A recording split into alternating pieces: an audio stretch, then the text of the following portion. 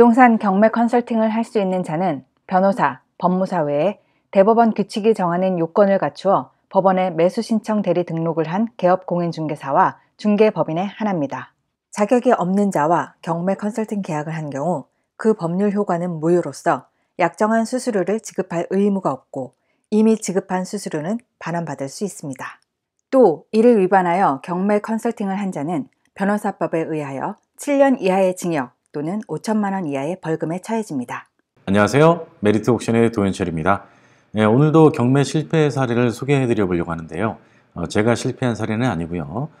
저희 메리트 옥션에서 5개 강의로 준비한 왕초보 경매반 수업만 들었어도 이렇게 수억 원을 날리지 않았을 텐데 하는 아쉬움이 있는 사건입니다. 잠시 후 상세히 살펴보기로 하고요.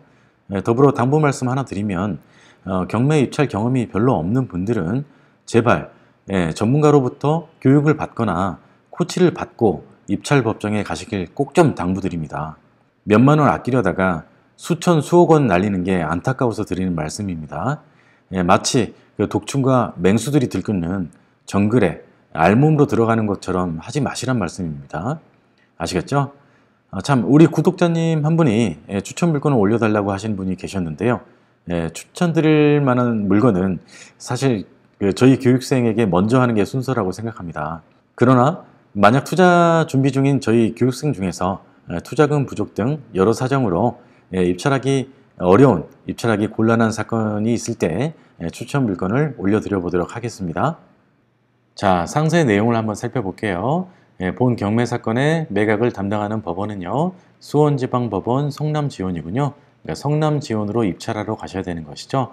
어떤 분들은 이런 경우 수원지방법원으로 가시는데 그러지 마세요, 제발. 자, 2018 타경 2587번이 사건 번호입니다. 매각 기일은 2019년 11월 4일 오전 10시부터 매각이 진행될 예정이군요. 재매각이 예정된 날짜이네요. 아래 잠시 후에 살펴보시겠지만 미납된 그 경우가 2번이나 있었거든요. 참고로 월요일이라고 하면은 법원은 오부제가 실시되고 있기 때문에 자동차 끝번호 1번과 6번에 해당하는 번호는 주차가 어려우니까 가급적이면 가져가지 않으셔야 되겠죠. 자, 소재지를 보시면은요, 경기도 성남시 분당구 정자동 180번지 미켈란 쉐리빌 제38층 제디 3800-0152이군요. 용도를 살펴보시면 아파트고요. 자, 대지 사용권은 44.16제곱미터입니다. 전용 면적은 244.7제곱미터이군요. 채권자와 채무자, 소유자의 그 상호와 성함의 일부분이 가려져 있죠. 개인정보 보호법에 의한 겁니다. 자, 매각 대상은 토지와 건물이 일괄적으로 매각되기 때문에 뭐 특별히 신경 쓸 거 없죠. 만약에 토지만 또 건물만 매각이 진행된다고 했을 때는 우리가 법정지상권의 성립 여부를 살펴봐야겠지만 본 사건은 거기에 해당하지 않군요. 자, 감정가 28억, 최저가 13억 7,200만 원, 감정가 대비 2번 유찰돼서 49%에 해당합니다. 감정가와 최저가만 보면 굉장히 매력이 있는 사건이군요. 자, 보증금이 최저가의 10%의 2배인 20%, 즉 2억 7,440만 원이네요. 자, 청구 금액은 경매 신청한 사람의 청구 금액 4억 1,700만 원 정도에 달합니다.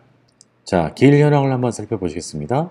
2018년 10월 15일 날 신권으로 매각이 진행되었을 때 그때 최저 매각가, 즉 감정가는 28억이었군요. 그래서 유찰이 됐고 그로부터 한 달 후에 감정가 대비 30% 정도 가격이 저감된 19억 6천만 원에 매각이 진행됐었는데요. 그때 입찰자가 있었습니다. 한 명이었고 그때 낙찰 금액이 23억 8,100만 원이었군요. 그래서 단독으로 낙찰이 됐습니다. 자, 이때 낙찰자가 준비했을 입찰 보증금은 얼마입니까? 최저가의 10%이죠. 최저가가 19억 6천만 원이었으니까 1억 9,600만 원이 바로 그때의 입찰 보증금입니다. 그런데 그로부터 일주일 후에 매각 결정 기일에 매각 허가가 났고요. 그로부터 약 한 달 정도 후 대금 지급 기한에 어찌된 영문인지 미납을 하게 됩니다. 따라서 이때 낙찰자였던 유모모 씨는 입찰 보증금 최저가의 10% 1억 9,600만 원을 몰수당하게 됩니다. 엄청 큰 돈이죠. 굉장히 괴로우셨을 것 같아요. 얼마나 힘드셨을까 짐작도 안 됩니다. 자, 그래서 재매각이 진행되는데요.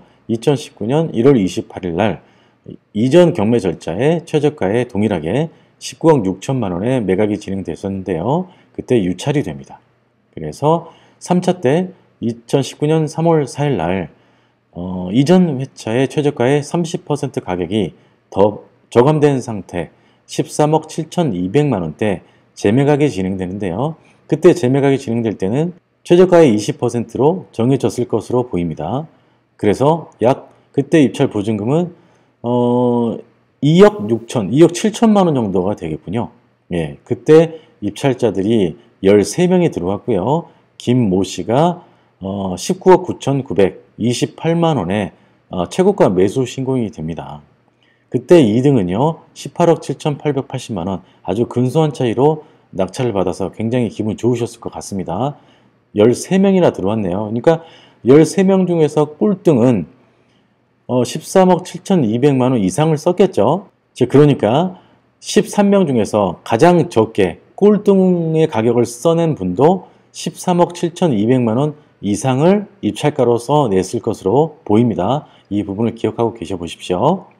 자, 그런데 2019년 3월 11일 날, 즉 최고가 매수 신고인이 나온 다음에 일주일 정도 후에 매각 결정 기일 날 허가가 났는데요. 허가가 취소가 됩니다. 허가가 취소된 사유에 대해서는 짐작이 됩니다만 확실하지 않으니까 단정 짓기는 어렵고요. 일단 넘어가 보시죠. 자, 허가가 취소되고 그로부터 약 2달 정도 후에 신권으로서 최저 매각가인 28억 감정가에 다시 매각이 진행됨을 알 수 있습니다. 신권으로서 다시 진행되고 있는 것이죠. 아마 그 법원에서 인지하기로는 문제가, 매각 그 절차상 문제가 있었던 것으로 보입니다. 그 부분은 이따가 말씀 나눠보고요. 아무튼 현재 길 현황을 다시 보시면은 신권으로 2019년 5월 13일 날 다시 진행이 됐다가 유찰이 됐고 다시 한 달 정도 후에 또다시 30% 가격이 저감된 상태에서 유찰이 됩니다. 그 다음에 또 30%가 저감된 13억 7,200만 원의 최저가가 정해졌을 때 매각이 됐는데요. 그때 최고가 매수 신고인이 나옵니다. 한 명이 단독으로 응찰했고요. 그때 낙찰 금액이 13억 7,300만 원입니다. 그래서 매각 허가가 났고요. 현재 또 미납인 상태입니다. 이때 미납이 된 통에 최모모 씨께서 최저가의 10%인 1억 3,720만 원을 몰수당한 입장으로 보입니다. 그런 상태에서 다시 매각이 진행되고 있군요. 최저가 13억 7,200만 원의 매각이 다시 진행되고 있습니다. 자, 임차인 현황과 건물 등기 사항을 보면서 권리 분석을 해보겠습니다. 먼저 건물 등기 사항을 먼저 보실게요. 자, 보시면 소유권이 꾸준하게 변동이 있었고요. 자, 소멸 기준 권리가 가운데 보입니다. 소멸 기준 권리는 저당권, 근저당권, 압류, 가압류, 경매, 개시결정 등기, 그 다음에 담보가 등기 이 6가지가 있었죠. 그 중에서 접수 날짜가 가장 빠른 것이 소멸 기준인데 이때는 근저당권이군요. 근저당권보다 앞선 전세권이 눈에 띕니다. 그 외에는 전부 다 우리가 인수하는 것이 소유권을 인수하는 것이니까 문제가 될 거 없고요.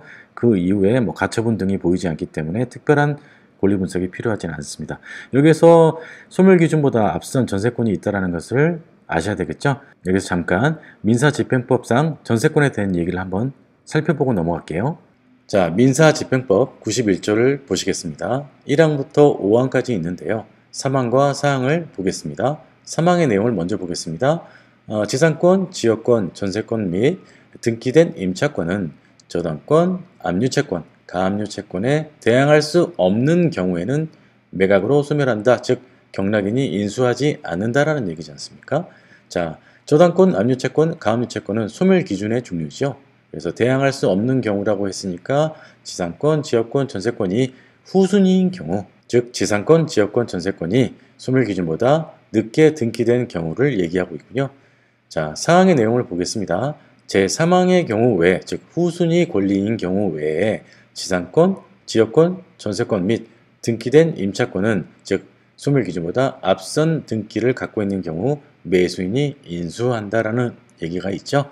자, 다만 그중 전세권의 경우에는 즉 소멸 기준보다 앞선다라고 해도 전세권자가 배당 요구를 하게 되면 매각으로 소멸한다 이렇게 돼 있죠. 지금 이 두 번째 문장 때문에 본 사건이 약간 소란스러웠던 것 같습니다. 자, 한 번 더 강조드리면 전세권의 경우는 전세권자가 배당 요구를 하면 매각으로 소멸한다. 어떤 경우에도 소멸 기준보다 더 빠른 경우에도 전세권자가 배당 요구를 하게 되면 매각으로 소멸한다. 경락인이 인수하지 않는다라는 것을 아시면 좋겠습니다. 참고로 배당 요구와 같은 의미로 이해할 수 있는 것은 전세권자의 경매 신청이죠. 즉 전세권자가 배당 요구를 하거나 경매 신청을 한 경우 매각으로 소멸된다고 볼 수 있겠습니다.